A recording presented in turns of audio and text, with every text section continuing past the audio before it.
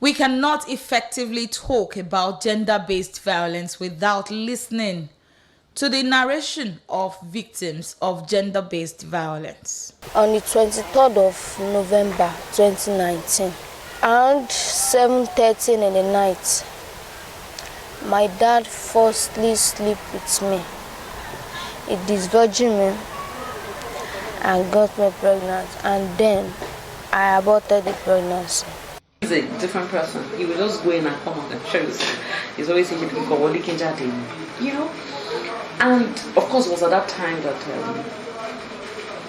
I became very wild. Like, you know what?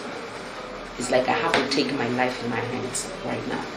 Nigeria has long been facing gender-based violence crisis, with 30% of women and girls between the ages of 15 and 49 having experienced sexual violence. This is according to statistics.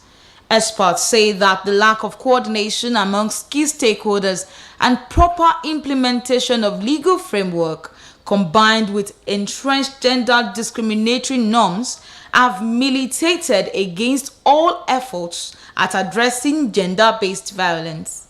Issues relating to gender-based violence often generate sentiment, but quickly are forgotten after a while, especially as the victim is always stigmatized. It becomes important to ask how many of the celebrated cases have really been achieved. Yes, some maybe, but a lot of the victims have either gotten tired due to the emotion-draining processes in justice pursuit. A gender activist, Mrs. Bola Thompson, sheds light on what she described as the pandemic of gender-based violence, which has been further aided by the COVID-19 pandemic. One thing that stands out is the issue of economy.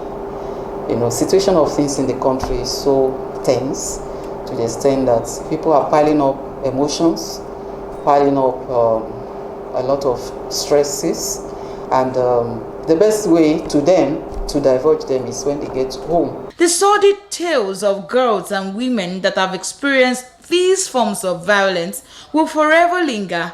But what has the society and the system done to curb this menace?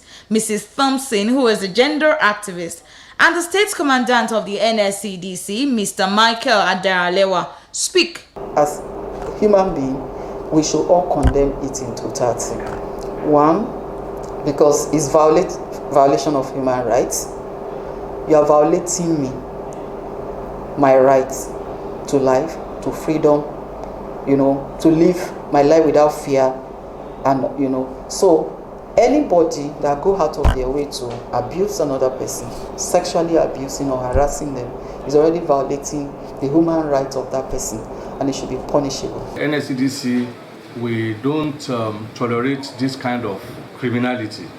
We are very frown at it, and it may interest you that we have a department, even in our national headquarters, anti-human rights violations, which also was replicated in the state.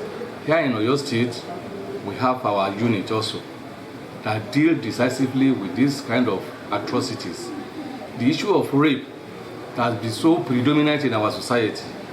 In this year alone, I can tell you, over 255 cases have been handled at various levels. Moving away from these violence against women and girls, sexual education has been brought to the fore recently among parents, schools, and the society at large, educating these young ones that this society is no more safe, as some family members or close relatives have suddenly become predators, prying on their innocence and defiling them.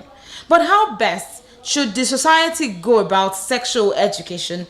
Mrs. Thompson speaks on this. My advice or counsel for schools and Ministry of Education is that they should not give teachings of gender issues, sexual related issues, sexual health issues to non-skilled teachers. It should be given to trained teachers. If they have not been trained and certified to be able to deliver gender-based related teachings, They should not be giving that. Otherwise, they are going to cause a lot of damages. In this part of the world, women die as a result of gender-based violence, killed in domestic violence, abused sexually. The media in Nigeria is a plethora of stories of gender-based violence at home and on the streets. Many of these with unending gory tales. Getting better, hopefully, but experts say that it is an hydra-headed problem that should be tackled by all. Seye-Ojo, BCS News.